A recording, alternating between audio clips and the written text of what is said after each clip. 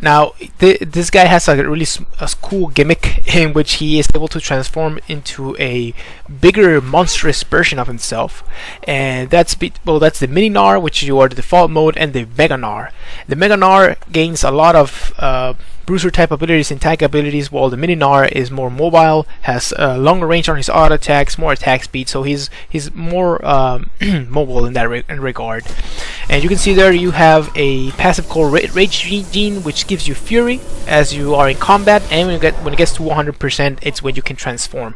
Now, the transformation can occur instantly if you press an ability, or it will take a couple of seconds after you hit 100 to actually transform. So we'll see how that we'll see that in a minute.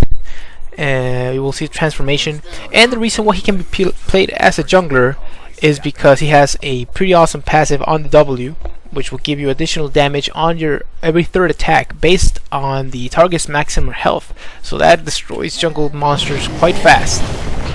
Tank it! Why aren't you tanking this for me? Tank it a few hits. There it is. Thank you. Oh, that's a ton of damage. Thank you for that, team. Excellent. We got this pretty quickly.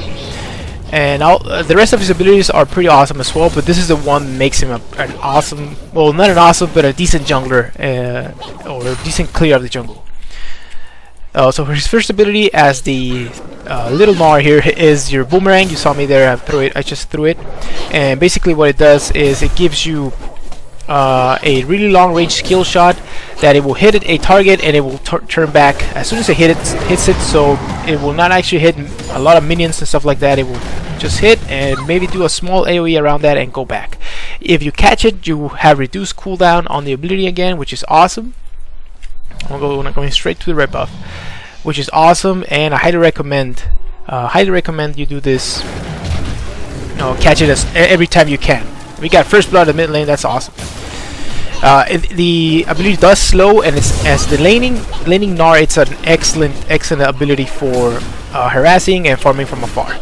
In the jungle, I just take 1 point to it, and I don't really max it. You know what? Top is pushing a lot, so I'm gonna concentrate on farming this, getting that level 4. So I'm gonna get an extra point into the W here, so it's faster.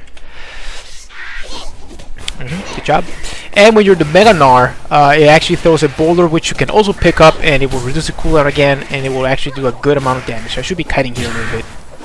There it is. One thing I didn't mention about the boomerang, it does reduce damage to the subsequent targets that you hit by 50%, and you cannot hit a target multiple times. So it's only one hit per target, and that's pretty much it. The next ability, I already talked about the three hit passive, and when you actually gain, not only do you gain the damage on the target, you also gain a burst of speed, which is pretty awesome. And the Mega Gnar gives you I'm gonna cast it right now, a line skill shot that stuns enemies, and it scales off AD.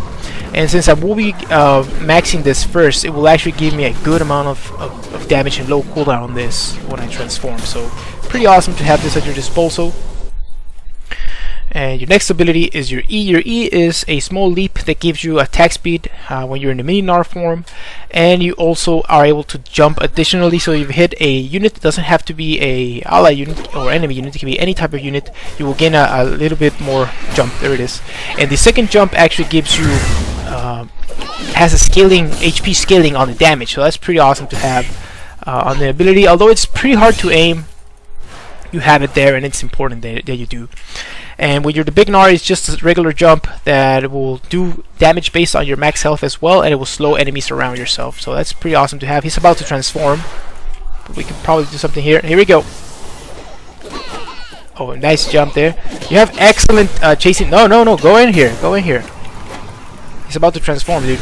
It took too long to help me, so we're done. I got him pretty low, so that's good. Your ganks are not the best, at least early on, and you need to do a good job of balancing out the your fury meter, your rage here, so you can actually transform in the appropriate time, which is not easy. I want to try out. I really like going tanky in this game, and I think I'm gonna go tanky because we don't have a tank in this game. We need me to be tanky, so I'm gonna go straight up to the Spirit of the Ancient Golem, and I'll get damage after that, and I will probably get a Giant's Belt after I get some AD, because you want to use synergy with the Ancient Golem as well. I have seen people go with Wriggle's Lantern on him. It works